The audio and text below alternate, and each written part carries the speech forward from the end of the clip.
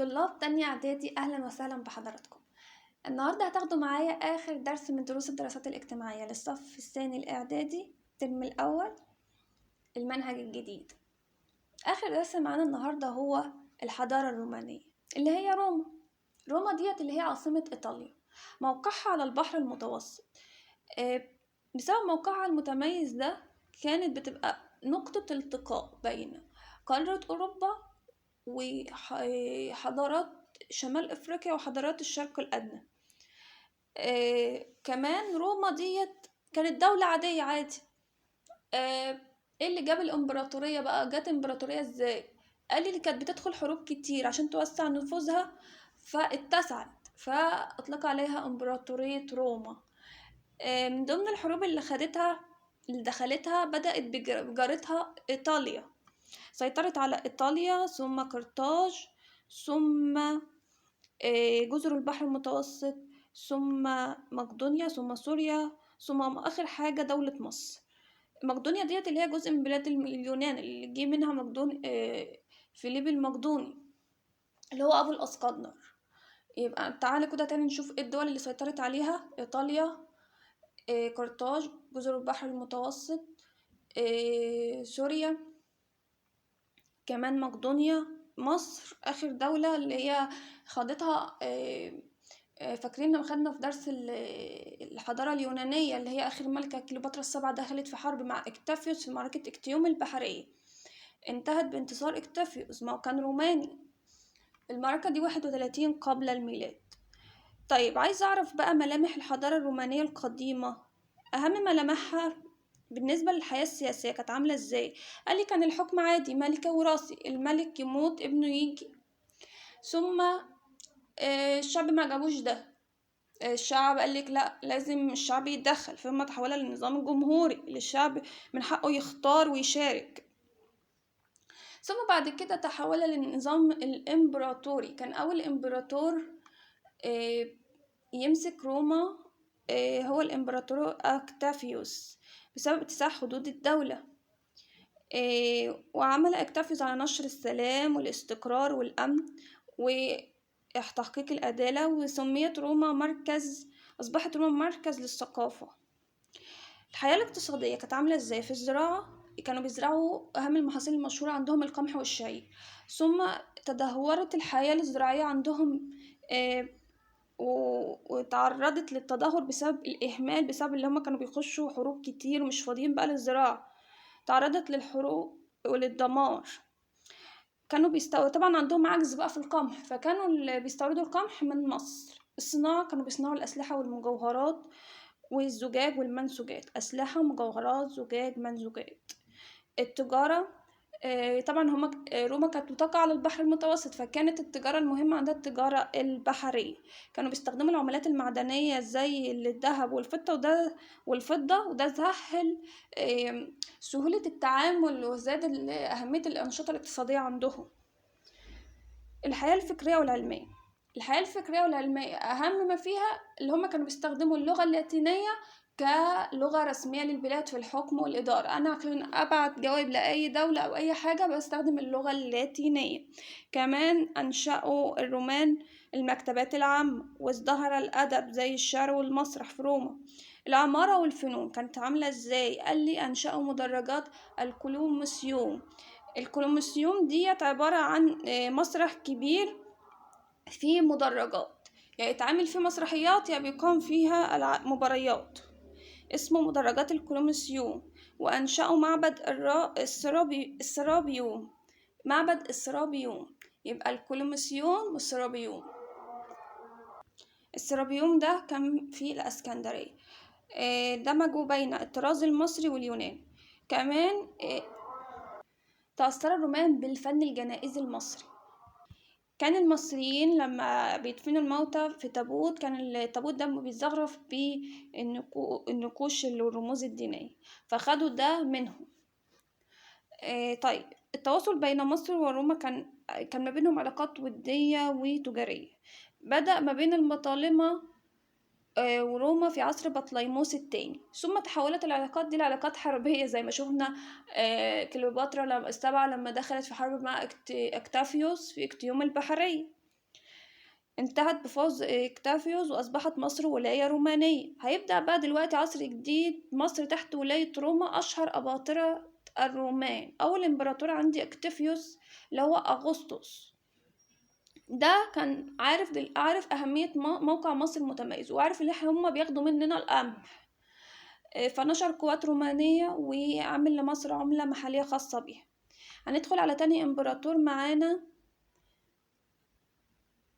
وهو الإمبراطور تراجان. تراجان ده حصلت في عهده مجاعة بسبب انخفاض منسوب نهر النيل. لما بينخفض منسوب نهر النيل المية بتقل، فده بيأثر على الزراعة. فطبعا الناس بتجوع، هيعمل ايه؟ طبعا احنا كنا بنودي لهم القمح، وهم عندهم مخازن قد كده في روما من القمح المصري، فأعاد القمح لينا عشان المجاعة، عشان يسيطر. كمان أعاد حفر قناة سيزوستريس. قناة سيزوستريس دي اللي احنا عارفينها كانت من زمان، اللي بناها الملك سنوسرت الثالث. هي اتردمت بقى، محدش كان بيهتم بيها، كانت بتوصل نهر النيل بالبحر الأحمر. عاد حفرها عشان يستخدمها، وأطلق عليها قناة تراجان. هندخل على تالت إمبراطور معانا، وهو الإمبراطور دقلديانوس. هقولها تاني، دقلديانوس ده عمل ايه؟ قال لي جه بعد فترة فوضى، كانت البلاد في حالة فوضى، فعمل إصلاحات في الإدارة والجيش والضرائب. دقلديانوس ده كان عايز الناس يعبدوه، ففي الوقت ده كانت المصريين بيعتنقوا الدين المسيحي. الدين المسيحي احنا زي ما احنا عارفين بيعبدوا الله الواحد الأحد. فهو كان مش عاجبه ده، عايز الناس تعبده هو، فأصدر مرسوم وقرار لو انتوا ما عبدتونيش هتتعدموا، فأمر بهدم الكنائس، وأي حد مش هيعبده هيموت، وحرق الكتب المقدسة. وكان يعني عصر اضطهاد للمسيحيين. وأمر كمان بإعدام كل ما ينتنك الدين المسيحي، فسمي ذلك العصر بعصر الشهداء. العصر ده اتخذته الكنيسة القبطية في مصر، الكنيسة المصرية بمصر، بداية التقويم القبطي تغليدا لذكرى الشهداء. كان الكلام ده 284. طبعا احنا عندنا في النتيجة 3 تقويمات: تقويم الميلادي اللي احنا عارفينه 2025، تقويم الهجري بتاعنا، وفي كمان تقويم القبطي. هندخل على آخر إمبراطور اللي هو الإمبراطور قسطنطين الأول ده أول إمبراطور يعتنق المسيحية، دين المسيحي، وخلاها دينا رسميا لروما، وأصدر مرسوم ميلان 313 ميلادية بالحرية الدينية المسيحية. وكمان أنشأ مدينة القسطنطينية اللي هي اسطنبول دلوقتي، واتخذها عاصمة الإمبراطورية الرومانية بجانب روما. الكلام ده 330 ميلادية. طب أنا عايز أعرف الحقبة القبطية في مصر كانت عاملة إزاي؟ اللي قال المسيحية دخلت مصر على يد القديس مرقس منتصف القرن الأول الميلادي. نشر تعليم الدين المسيحي في خاصة الإسكندرية، والمصريين كانوا بيقبلوا على الدين المسيحي في الوقت ده للتخلص من ظلم الرومان، وكان بسبب السماحة اللي وجدوها في الدين المسيحي. أنشأ القديس مرقس أول كنيسة في الإسكندرية، وكمان أنشأ المدرسة اللاهوتية اللي هي الدينية، تعليم الدين. تعرض المسيحيين الأوائل للاضطهاد طبعا من الرومان، فكانوا بيلجأوا للهروب، فأطلق عليهم ظهرت بعد نتيجة لذلك أطلق الرهبنة ديت يعني أسلوب حياة بيترك كل حاجة وبيعيش في أماكن معزولة للتقرب إلى الله، والأماكن العبادة يبقى متخصص للعبادة فقط، يبقى صلاة وتأمل. فالرهبنة ديت العيش في أماكن متطرفة زي الصحراء. أول حد يعتنق الرهبنة ديت أنطونيوس. نشأت بمصر في القرن الثالث الميلادي على يد القديس أنطونيوس. اتجه للصحراء الشرقية. طب الرهبنة انتشرت ان الناس اللي هي الرهبنة دي عايزة حاجات تقعد فيها. الحاجات دي كانوا بيطلقوا عليها اسم الأديرة، أماكن انتشرت بعد الرهبنة. الأديرة انتشرت بعد الرهبنة في مصر، أماكن بيعيش فيها الرهبان. كانت لها أهمية روحية لأن فيها الرهبان، وأهمية ثقافية لأن نسخ الكتب اللي كانوا بيعملوا منها فيها نسخ الكتب الكتاب المقدس، وكانوا بيقروا فيها قصص الشهداء. انتشرت الرهبنة بعد كده في أوروبا، وأصبحت جزء من التراث المسيحي العالمي.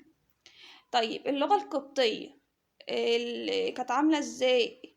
قال لي كانت مزيج من، هي ظهرت طبعا بعد انتشار المسيحية، وكانت مزيج من اللغة الحضارة اليونانية مع رموز من الخط الديموطيقي من الحضارة المصرية، استخدموها في الكتابة الدينية. يبقى خط ديموطيقي وحضارة يونانية، دي اللغة القبطية. الفن القبطي المصري تأثر بالفن اليوناني والمصري لحد ما ظهرت المسيحية، ارتبط به. أنواع الفن القبطي ده فن شعبي وفن ديني. الفن القبطي اللي بالنسبة للفن أو الفن فيه الشعبي كان بيظهر من اسمه كده شعبي، الحياة الطبيعية. كان وجدنا صور للفلاحين وهو بيقطف العنب من الطبيعة. الفن الديني كان طبعا من اسمه ديني، يبقى أكيد هيصور المشاهد الدينية زي صور القديسين والشهداء، وظهر ذلك في الأديرة والكنائس. ده كان درسنا النهاردة، وكده المنهج خلص، وأشوفكم على خير وبالتوفيق.